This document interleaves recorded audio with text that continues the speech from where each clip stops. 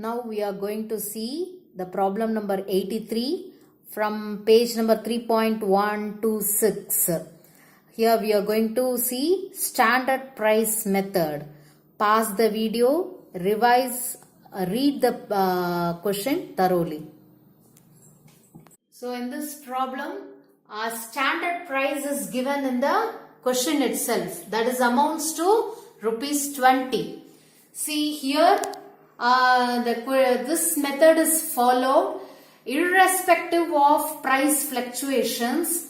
The materials will be issued to the production department at the standard price that is fixed by the company itself. So company's management itself. So that is standard price. It is given in the question rupees 20. So the first transaction starts with opening balance. Okay. So here it means it has its own previous transactions. So opening balance, it is given in the question 400 units at rate of rupees 20, 8,000 rupees. Then the second transaction, it is on 2005 May, goods received note number. So what is this goods received note number? That is, we are making purchase 500 units of 500 units at rate of rupees 21 per unit. The value is 10,500. So here I am just mingling I am just summing up with the previous transaction and the current transaction. That is 400 units plus 500 units, 900 units, 8,000 in the value and 10,500 amounts to 18,500 units. So there is no necessity of maintaining the rate per unit, since we are going to issue at standard price of 20 rupees per unit. Then third transaction, material requisition number. What is this material requisition number? That means we are going to issue the materials to the production department. So that amounts to 600 units. From 900 I am issuing 600 units at the standard price of rupees 12,000. Irrespective of the price fluctuations, we are just ensuring that we are issuing the materials at rate of rupees 20 as a standard price, 12,000 rupees. So after issuing, the balance left over is 300 units at rate of 6,500. Then as on 8th of May, there is one more issue, that is 200 units at rate of 20 rupees, that is standard price 4,000 rupees. From 300 we have issued 200, the remaining balance is 100 units.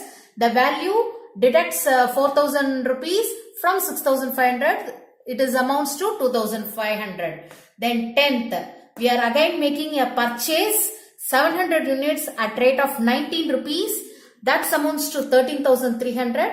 And I am putting everything together, 100 units plus 700 units, 800 units, and I am just summing up 2,500 and 13,300 amounts to 15,800.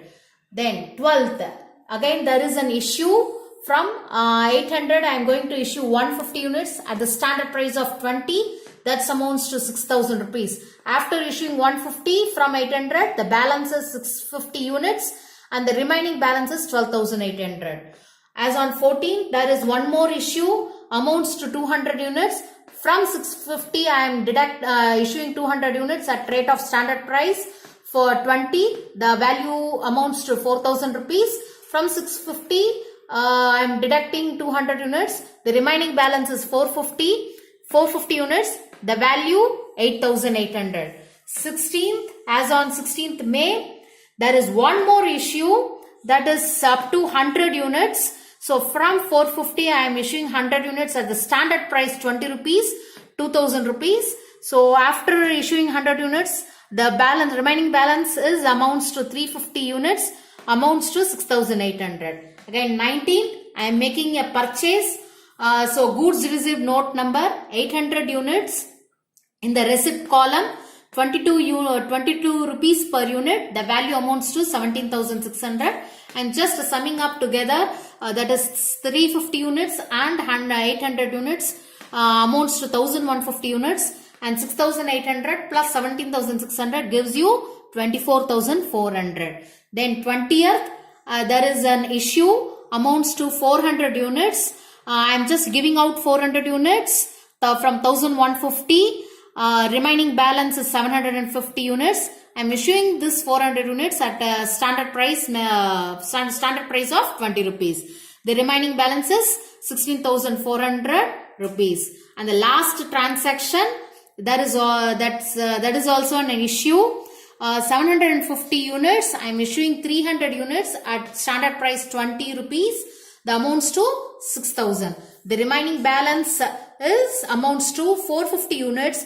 The value 10,400. And thus, as per standard price method, the closing stock value 450 units.